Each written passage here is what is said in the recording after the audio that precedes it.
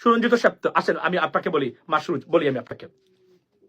সুরঞ্জিত সেনগুপ্ত বদলুক সুনামগঞ্জের, রাইট? আপনি উনার পরিবারের সম্পদের খোঁজ নেন ভাই। এই দুইটা বাড়ি আছে, দুইটা জায়গা আছে, অথবা কোটি 1.5 কোটি টাকা আছে। এত হাইয়েস্ট সারা জীবন রাজনীতি করে এগুলোই উনি দিছে। তার বিদেশে কোনো বাড়ি নাই, উনার কিছুই না। শুনুন, এই 70 লক্ষ টাকা বিশ্বাস করেন বিএনপির একজন মানে নেতা আমাকে বলেছেন ওইটাও ছিল আপনার সেট আপ করা। ওই যে 70 লক্ষ টাকা ধরা খাইছিল, ওইটা তাকে ফাঁসানোর জন্য একটা সেট আপ করে তারা করেছিল। তারপরে আমি বলছি না উনি মানে ফেরেস্তা ছিল, আমি বলি না এটা। আমি বলছি না যে এরা দুর্নীতিগ্রস্ত না, আমি বলছি ভাই এরা ডেঞ্জারাস ফেসিস্ট ছিল না, বুঝেন না আপনারা? এরা যে ফেরেস্তা ছিল তা তো বলছি না। বলছি আপনি যদি হাসান মাহমুদের তুলনা করেন তাহলে কি আমাদের মানে পররাষ্ট্রমন্ত্রী আব্দুল মুমিনকে তুলনা দিতে পারবেন হাসান মাহমুদের সাথে? No way, never ever. আপনি যদি নাহিদ সাহেব সিলেটের মন্ত্রী ছিল, কি করেছে গিয়ে দেখেন তো ভাই, কি করেছেন? লোকের তো আসলে 5 লক্ষ টাকাই জমা নেই তার অ্যাকাউন্টে। নাহিদ সাহেব, হ্যাঁ উনার অধীনে শিক্ষা ব্যবস্থা ধ্বংস হয়েছে, আমি বলবো এটা। কিন্তু উনার কয় টাকা উনার আছে? কিছুই নাই। আমি ব্যক্তিগতভাবে জানি, রাইট? ব্যক্তিগতভাবে জানি, আমি বলছি ভাই বিশ্বাস করেন। আবার বলছি, তারপরে ওই যে ইমরান সাহেব, ওই যে আপনার প্রবাসী কল্যাণ মন্ত্রী ছিল, কিছুই তো করে নাই। আব্দুল মুহিত সাহেব অত্যন্ত ভালো একজন মানে সৎ মানুষ ছিল, হ্যাঁ অবশ্যই স্টুপিড ছিল, সমালোচিত ছিল। উনি নিজেই তো ছাত্রলীগের বিরুদ্ধে ঘোষণা করেছে, মনে নাই? ছাত্রলীগকে সন্ত্রাসী সংগঠন বলেছিল আব্দুল মুহিত সাহেব, কত সমালোচিত উনি হইল।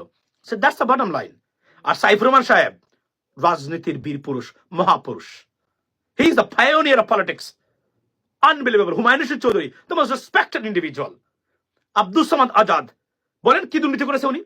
কিছু করে নাই। হ্যাঁ উনার ছেলে ডন, উনার বিরুদ্ধে দু একটা অভিযোগ টুকটাক। আমি তো বলছি ফেসিজম, খুন গুম দুর্বৃত্ত ছিল না এরা, মনে রাখবেন। দুর্নীতিগ্রস্ত আর দুর্বৃত্ত দুই জিনিস, ওইটা আপনারা কখনো এক করবেন না। দুর্বৃত্তায়িত আর দুর্নীতিগ্রস্ত এটা দুইটা জিনিস। দুর্বৃত্তায়িত ওয়ার্স্ট অফ দ্য ওয়ার্স্ট, মানুষই না এই প্রক্রিয়ায়, রাইট? তো এই জন্য আমি বলছি এটা আমি ওয়ার্স্ট সাইড দেখালাম যে আওয়ামী লীগের হয়েও এরা কিছু করতে পারে নাই। আমরা কিন্তু মানবো না। আমার একটাই জিনিস, আমার ভোটের গ্যারান্টি দিতে হবে বাংলাদেশের মানুষকে।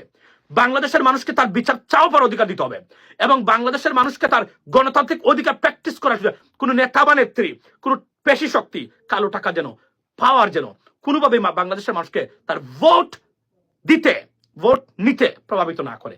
এটা আমি এই গ্যারান্টি চাই। এটা যদি দিতে ব্যর্থ হন, very bad days ahead of us. I would initiate something. That's the bottom line. I'm telling you today. Why?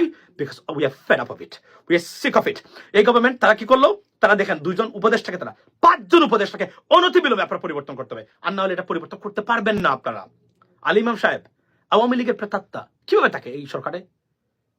I was taken aback. It's just so sad. এই সরকারকে আমরা